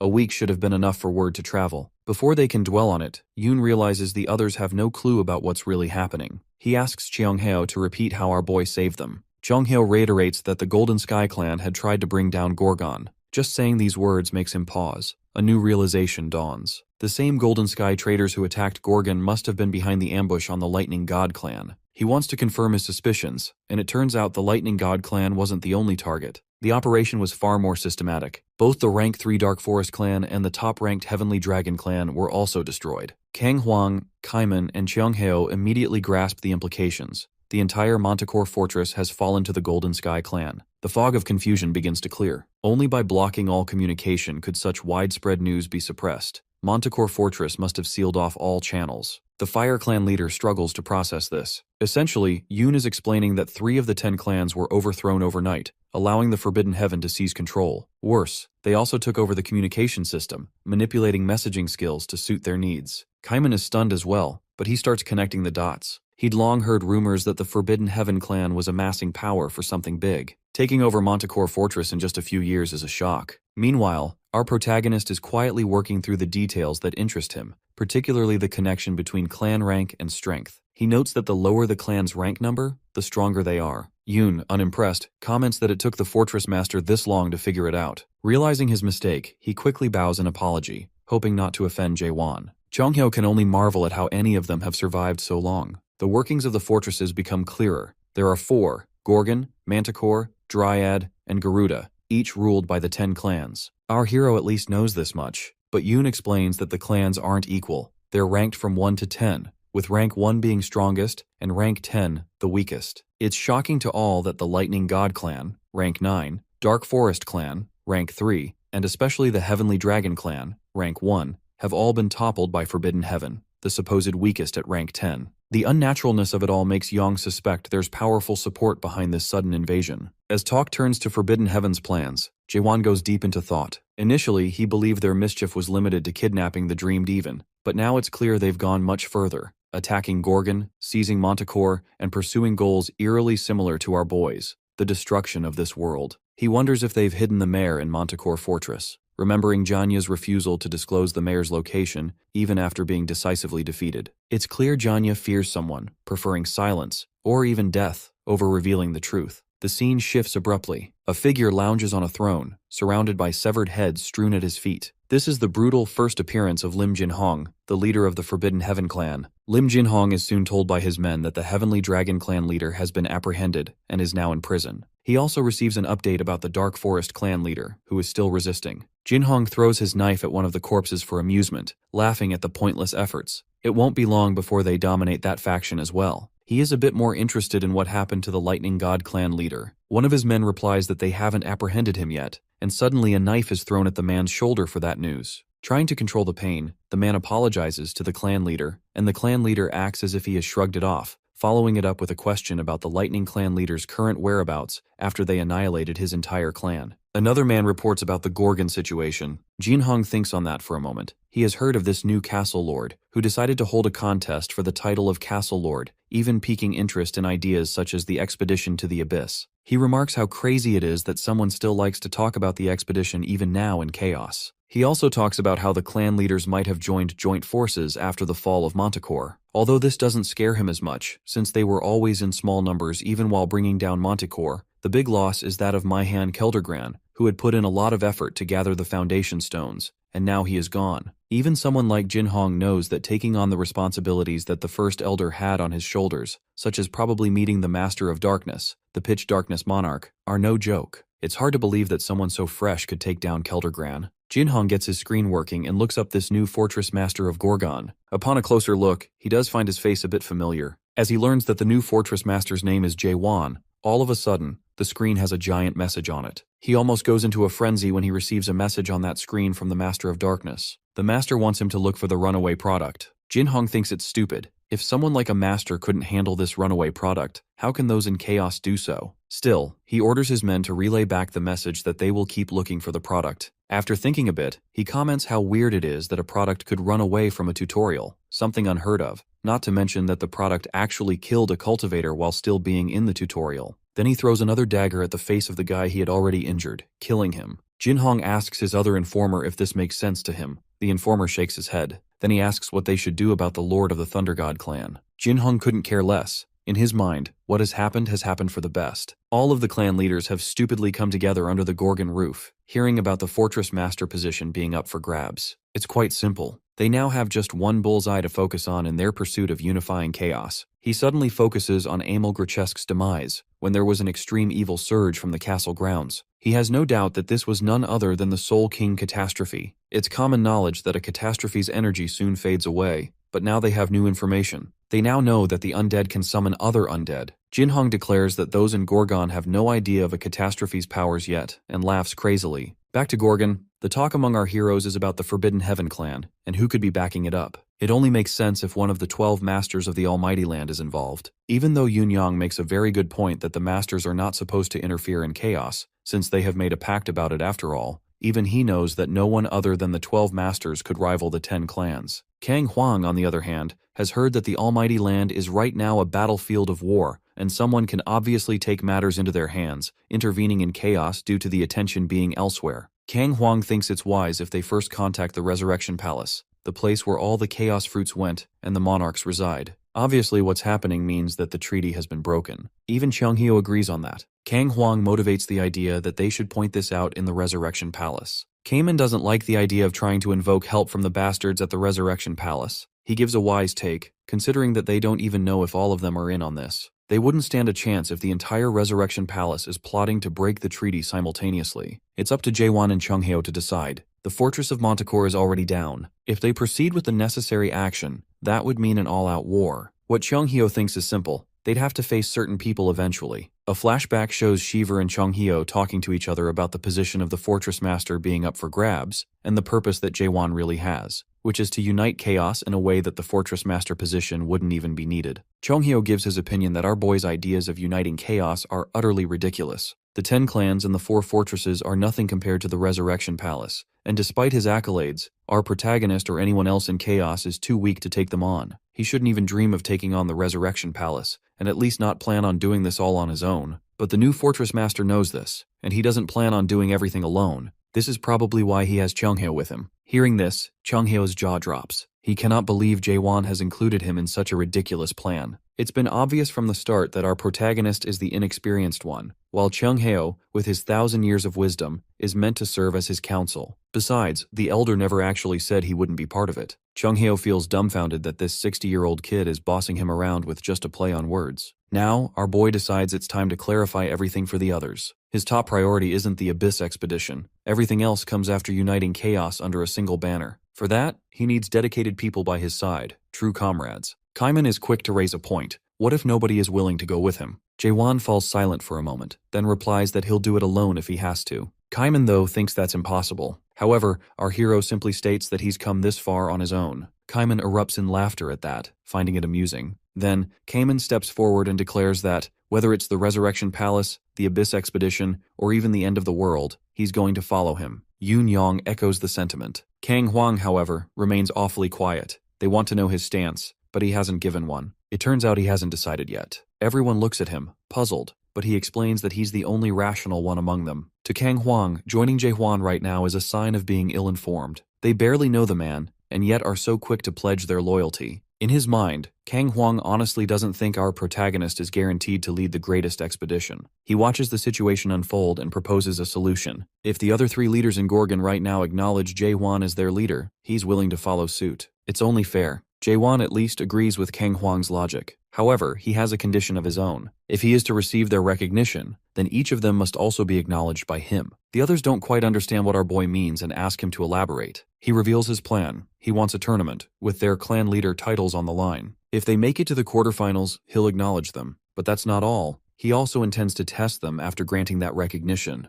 Kang Huang doesn't look very convinced, but Kaiman understands the reasoning. Being a leader among the 10 great clans doesn't automatically make someone the strongest in chaos. It's perfectly reasonable for the Fortress Master to screen out those most worthy to stand beside him. Suddenly, the doors to the training grounds swing open, and a dark shadow with a commanding aura steps in. It's just the furious Prime Minister, holding scrolls. With that, it's clear the plan is already in motion, and the document in his hands announces that the preliminaries for the Gorgon tournaments begin at 6 o'clock. The Prime Minister is tense and angry, knowing that regardless of the Fortress Master's ambitions, the current situation has spiraled into something far more chaotic for Gorgon's people. The outer fortress is already packed. All the strong-willed contenders have gathered, believing themselves worthy. James is struggling mightily with identity checks, which has become one of the most challenging tasks lately. Shortly after, the Inner Council convenes. Sir Carlton Javier muses that the Prime Minister can't be pleased with recent developments. In truth, Jurgen doesn't even hate the idea itself. It's just that everything happening now flies in the face of tradition. Sir Carlton suggests that, in times when the majority sides with them, perhaps decisions can be made without formal meetings. Ironically, the majority is already backing the Fortress Master. It makes sense. Among the inner circle, 3 of 5 members are newcomers, since 4 of the 5 tower leaders were killed during the Forbidden Heaven clan's attack, and the lone survivor was left handicapped. The new appointees are younger and fresher. Claire for Finance Tower, Jahir for Security Tower, and Sir Carlton Javier now leading Law Tower. The proposal passed by default because of this shift. The Prime Minister finds it baffling that a pub owner, who's just a second-stage adapted player, could serve as Finance Minister. Claire responds, pointing out she hardly expects the Prime Minister to approve of the Lord's policies, but those policies are generating value. Shiver seems confused, prompting Claire to ask if he looks down on her for running a pub. He quickly denies it, but she explains her reasoning. The more people who enter Gorgon, the more cash will flow in. Claire then notes that the tournament will be held at the northern outer fortress, which was devastated by the Golden Sky, or Forbidden Heaven, clan's attack. Yet, the damage has been mitigated through the Fortress Master's foresight. He hired the very people who lived there to rebuild the infrastructure while preparing for the tournament. Her final point, which she calls the nail in the coffin, is the financial loss caused by the Forbidden Heaven clan, 1287 billion horns. However, Claire informs the Prime Minister that projected revenue is 13.28 billion horns, and she has intentionally set this lower bound to ensure they break even after recent losses. Seeing Jurgen's shock, Claire immediately understands what he's thinking. How does someone without government finance experience know all this? She reveals she has handled money in both her former life and the afterlife, so her credentials are sound. Claire admits she has no idea what the Fortress Master will do about the expedition, uniting chaos, or even the challenges he's announced in the training grounds. What she does know, though, is simple. The steps Jae-won is taking are about to change chaos forever. At the southern chaos, the Great Sea, lies Dryad, the southern fortress. Dryad, a plant-type guardian horn beast, forms a natural fortress from its branches and secretions, drawing water from the Great Sea to sustain itself. Isa Landcroft, idly playing with one of the fortress's vines, senses something is wrong. This is the Dryad Fortress Master herself, Isa Landcroft. Using her advanced scouting skills, she learns that the undead are moving toward Gorgon, and she soon detects the presence of one of the 3 great undead, the backward-walking Magritte, a colossal undead creature, making its way toward Gorgon. The monster's massive red eyes make even Isa flinch, breaking her concentration. She knows she must alert the Gorgon Fortress Master immediately. Within seconds, an owl messenger is dispatched to Gorgon. Meanwhile, back in Gorgon, the tournament is officially underway in a Colosseum arena. In just 3 days, the competition has reached the quarterfinals. Among the particularly intrigued spectators is Shin Muguk, the Limitless clan leader. This tournament has proven to be fast-paced and thoroughly entertaining. Chung-ho, appearing in the background, remarks that the speed is due to the participants' high level of competence. Evidently, these two have a history together. Suddenly, Chung-hyo's eyes widen as he looks at Shin. The clan leader seems much stronger than he was during their last encounter. Shin notices the same about him. What Chung-hyo can't understand is why Shin didn't participate, given his strength. Shin explains that he sees these as mere dogfights and prefers proper matches. Chung-ho scoffs, pointing out that a clan leader like Kang Hwang is already competing. The scene shifts to Kang, who is performing impressively, with flames nearly engulfing his opponent. Suddenly, his robed, armored adversary pounces from above, defeating him. The onlookers are stunned, unable to believe Kang has been eliminated so abruptly. Shin and Chung-hyo find this odd until Chung-hyo recognizes the technique used, the Steel Monarch's Azure Cloud Mystic footwork. That means this fighter is one of Haoyu's warriors. The implication is clear. The Monarchs are interested in this tournament and have become involved. With this decisive match, the pre-quarterfinals conclude, and the quarterfinals are set to begin. Shin wonders why the tournament is so rushed, but the answer is straightforward. Chung-hyo's friend, the Fortress Master, is just impatient by nature. Soon the crowd erupts in cheers for the Savant clan, and a man in a distinctive white uniform with a feathered gown appears. The chants reveal that this is Jaegul Miyun, the Savant clan leader and top military advisor in Chaos. Like everyone else, he knows Chung-hyo, and he winks as a greeting to the elder. Chung-hyo doesn't appreciate the gesture but decides to wait until the tournament ends to address it. Shin suggests letting it go, saying it's not worth holding a grudge. It sounds ironic, but it's true. Jaegul is just a 400-year-old kid. Chung-hyo should act his age instead of harboring resentment. However, Chung-hyo won't have to wait long. It turns out Jaegul's next opponent is none other than Master Jae-hwan. The identity becomes clear when the Gorgon's seal, that elegant tattoo, appears on his arm. Perhaps Chung-hyo will see his grievances settled sooner than expected. On the field, the two engage in a notable exchange about geopolitics. The military advisor states that Jae-hwan's ideals are crystal clear, but don't make practical sense. In the front row, Shin voices doubt that our protagonist can defeat someone as decorated as Jaegul. Still, he senses something different. Though it's his first time seeing our boy, Shin remarks that Jae-hwan's energy is reminiscent of Chung-hyo's. If he had to guess, he'd wager Jae-hwan is Chung-hyo's student. The old man laughs at that. How could a monster like our hero be one of his pupils? The difference is obvious when, with a single move, Jae-hwan sends Jaegal crashing into the wall without effort. Jaegul Miyun remembers that he had no opponent in the quarterfinals, so Jae-hwan allowed him to face the Fortress Master directly. The reason he entered the tournament was to offer the Lord some advice. Many before him have come to Chaos as Fortress Masters, offering hope to the people, and it never ended well for them. He's thinking especially of the Abyss expedition. That hope, left unfulfilled, always ended up turning into even greater despair. His purpose here is simple. He wants to crush that hope before it can take root. For 400 years, he has never admitted defeat, and he isn't about to start now. Rising to his feet, Jaegul asks Jae-hwan if he really believes he's been beaten. He reminds our protagonist that he mentioned a one-on-one battle, but never specified the type, so he proposes a battle of wits instead. The crowd grows restless. They want Miyun to concede his loss. Chung-hyo saw this coming. It's just a way to avoid admitting defeat directly. Muguk points out that there's a problem with a contest of wits. It's hard to determine a clear winner. Meanwhile, Jae-hwan wonders aloud what this game even is, making it obvious he's willing to participate. Instantly, the environment shifts around them, bit by bit, until suddenly they're in an entirely different place. Now, our boy finds himself inside a military strategy formation world. A notification window pops up, warning that he's a rookie here and offering a manual. He quickly realizes this is just a fancy strategy game, inspired by a frontier game created by one of the 13 masters, Maris. It's a favorite pastime in the Almighty Land.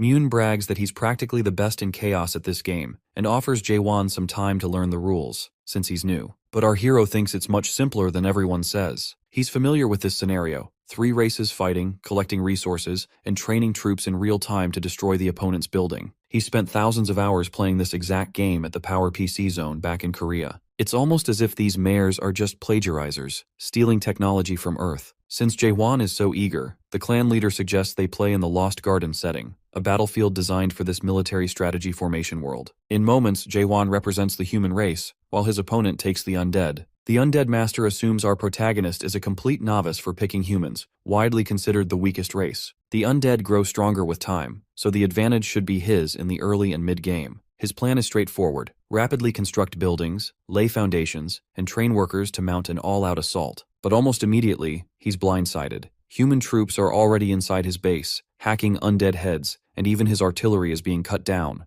He can't figure out why Jae-won attacked so early, or how watchtowers have popped up right inside his own camp. Moments later, the reason becomes clear. The hidden watchtowers are attacking his troops from within. If he tries to destroy them, he'll have to send his soldiers out, where Jae-won's farmers will eliminate them. But if he doesn't, he can't gather resources for his build. Regardless, he decides to push forward with his original plan. Unlike his opponent, our boy comes from modern-day Korea, where this technique is well known and often used, even if it's considered a nuisance by many. The audience quickly realizes that Jae-won has completely taken over the game. It was arrogant of the Savant clan leader to assume the Fortress Master was a rookie. He tries to protest, saying it's an unspoken rule not to attack for the first 10 minutes so both sides can gather resources. But Jae-won simply points out there's no actual rule about that. Miyun insists it's tradition, but our protagonist doesn't care. No rule means no restriction. Soon the clan leader is left on the ground, teeth clenched, wondering who Jae-won even is. There's no reasoning with him. He's demolishing his opponent at his own game using tactics the strategist never even imagined. There's no catching up to our hero now. Eventually, the truth sets in for the Savant clan leader. He can't win. It took 400 years, but maybe this is the moment he was waiting for. He kneels and finally concedes defeat before the master. After the match, Cheonghyo is curious about the move Jae-won used against Jaegal Myun.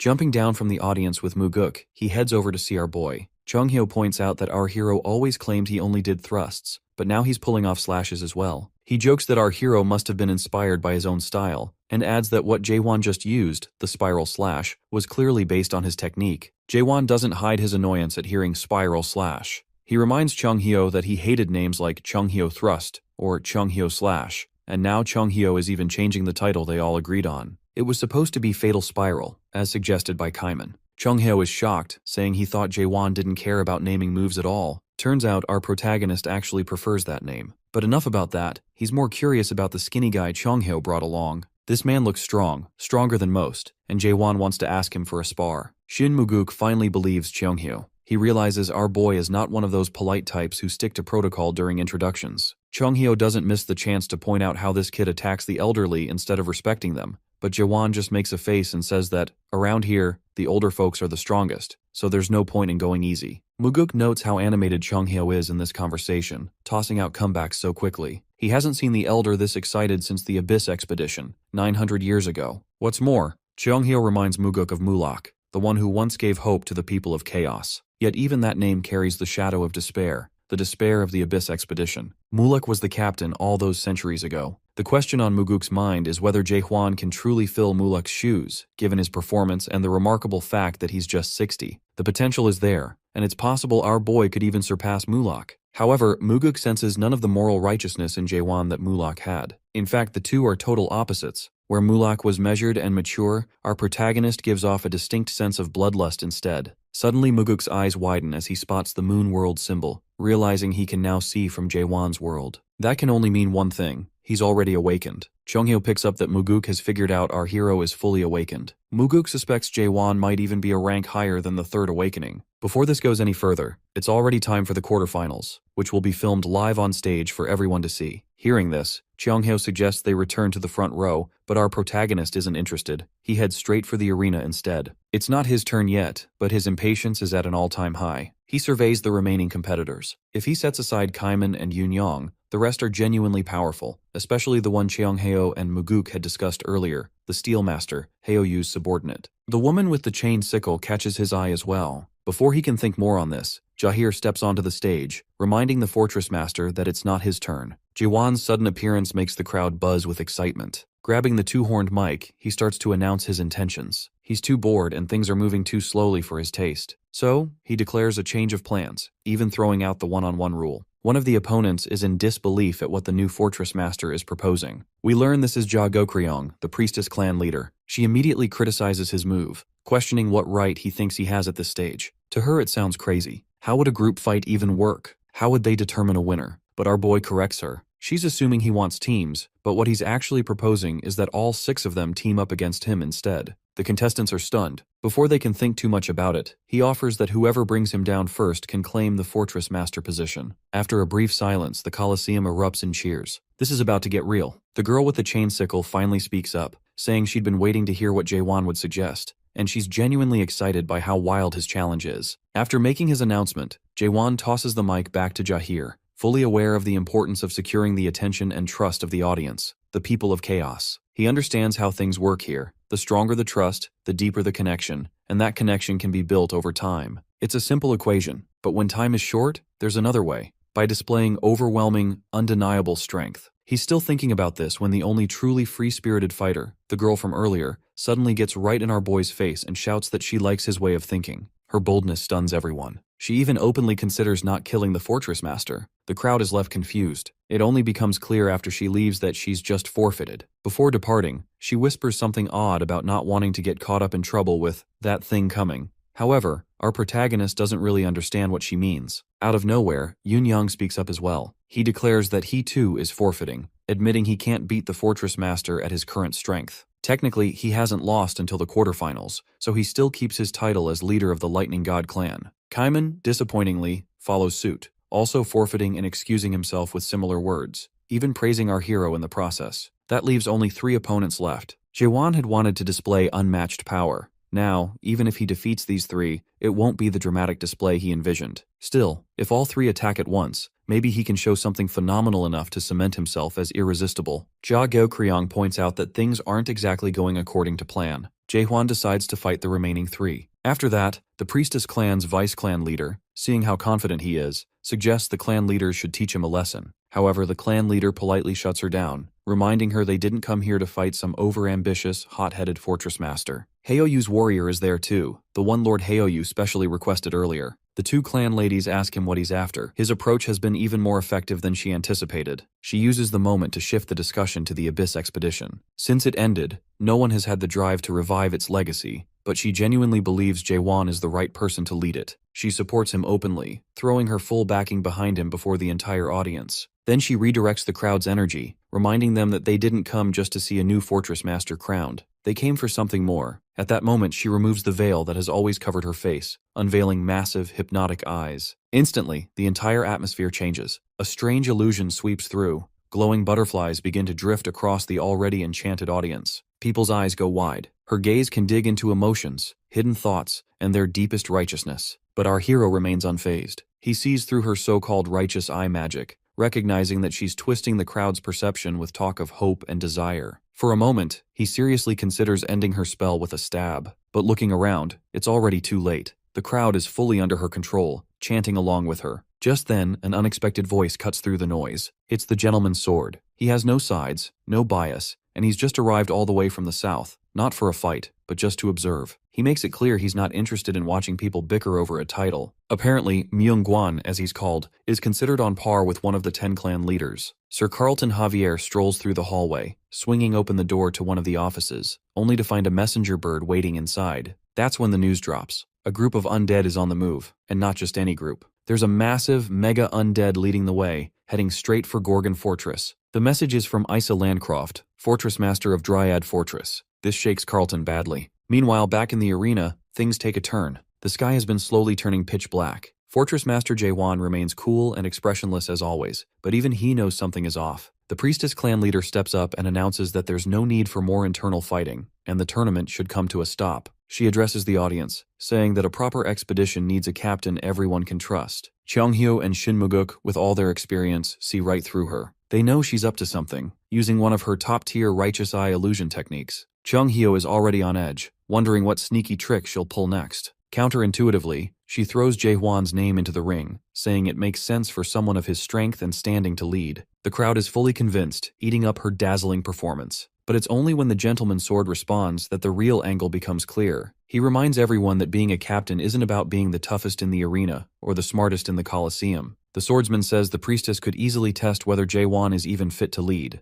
That's when she announces her righteous audit. To everyone else, this sounds like a perfectly fair idea. Even Jahir, who's usually level-headed, is swept up in her spell, clearing the stage and announcing that the priestess will test the mortality of their fortress master. Up in the sky, she conjures huge magical arrows, aiming them right at our protagonist. She turns to Jaewon and directly asks if he's ready to be audited. That's when it clicks for Cheonghyo, who facepalms, knowing exactly how the clan master operates. Many people take this test to see if they're ready for the next step, but he's stressed, gritting his teeth, aware she's setting a trap. She's about to gaslight our boy, trying to shake his confidence and make him seem unfit. After all, who wants to follow a captain into the abyss if he might just turn on his own squad for the greater good? One bad answer, and Jaewon could lose everything. Chung-hyo knows him well. He's never been the graceful, noble type. But before the elder can figure out how to stop this, the fortress master has already taken the bait. She even double-checks with him for a verbal yes, making sure no one can claim it was a setup later. For a moment, everything goes dead silent. The pause lasts long enough that someone in the crowd finally snaps, complaining about all the buildup. Suddenly the scene flips. Now our protagonist is in the middle of a storm, stuck on a ship in an ocean simulation. According to the clan leader, storms like this are normal in the ocean region. She points at a floating rescue board gliding towards some people. Someone is drowning out in the waves. It's a classic moral choice dilemma. Play it safe or take a risk. Our boy reaches down and grabs one of the drowning people, pulling him toward the board. But here's the twist. The rescue boat has a limit of 10 people. If he brings one more aboard, the whole boat will sink. Then comes the notification, like a prompt straight out of a game. Does Jae-won play by the rules and save the majority by letting the one go? Or does he risk everyone for the chance to save this last person too? There's no middle ground. He's got to decide, and quickly. The priestess turns to him and asks what he wants, what he would choose. It's clear what will happen if he lets the drowning man go. People will throw a tantrum at our boy. If he pulls the man aboard, everyone will criticize his poor judgment. But what the priestess doesn't realize is that Jae-won doesn't play by the rules. He refuses to choose option 1 or 2. Despite all her attempts to prove he isn't fit to be expedition captain, he picks a third path. She is utterly stunned, not expecting him to find the hidden choice, the one that only appears if someone truly thinks outside the box. Unfortunately for the clan leader, the notification board suddenly reveals that same hidden option. It reads, they'll rotate, each taking turns on the support board, with only 10 people at a time and one person in the water for a brief period. It's a price everyone is willing to pay so no one becomes fish food. This is probably the best judgment anyone could hope for, and it doesn't strip away the humanity from our protagonist. She realizes he's come up with this solution and it's genius. All signs point to a win for our hero, at least that's how it appears. She notes, however, that he still hasn't spoken up. The priestess clings to a last hope, wishing he'll try some other clever trick instead. But the fortress master surprises her by focusing on the real problem. It's the sea itself. So what does Jae-won do? He declares he'll split the sea since that's what's swallowing his people. It works out for the clan leader, except of course it really doesn't. Chung-hyo is the first to catch on to what he's about to do, realizing our boy is about to go way off script. And then, Jae-won literally splits the sea in two with Dokbol. The clan leader's entire setup crashes down. Jae-won's solution is so far outside the box that he straight up solves the dilemma. Not long after, the people in the simulation are clapping for the fortress master, cheering him for the slick move he's just pulled. Meanwhile, the notification panel glitches like a cheap knockoff game, then crashes entirely, announcing the audit is over. That's when the clan master breaks character. For a moment, it looks like she's about to curse out loud, unable to believe she's been beaten at her own illusion-ridden game. Before things can escalate, a sharp alert slices through the moment. This isn't a drill. Gorgon has made the call. Everything is shutting down. No more fights, games, or dramatic speeches. The fortress is locking down, and everyone, especially the crowd, needs to evacuate immediately. At first, people file out in a civilized way, confused by the sudden order. But once word spreads, there's an incoming undead attack. Not just any, but a massive, terrifying one. True panic erupts. The reality sets in. The sky is darkening not for drama, but because an undead army is coming. Yoon-young can only whine about his fate, how he was the Lightning Clan leader and sole survivor, yet will now die in the Gorgon undead attack. As usual, Kang Hwang and Yoon-young start bickering, tossing insults as nerves get the better of them. In truth, Kang Hwang's legs are shaking just as much as Yoon-young's. In the midst of the emergency, Chung-hyo and Shin Muguk focus on bigger issues. Shin is amazed that this kid, Jae-won, not even a couple centuries old, is leading as if he's some kind of caped crusader. It's enough to put some of the old-timers to shame. Chung-hyo wants to focus on the present. He admits he never thought he'd see a situation like this again, not even after 900 years. Muguk completely understands the déjà vu. 6 of the 10 clan leaders are already here, and the situation mirrors that old death wish from their visit to the undead palace. Whatever they saw there, something they still don't talk about, might just be about to repeat itself. There's an old rule the veterans have spotted. When there's a medium threat, smaller undead follow. When a giant one appears, so do the medium ones. But this time, King Catastrophe, the ultimate boss, has shown up in Gorgon. The Soul King was one of the main reasons they built the fortresses to begin with. As the story unfolds,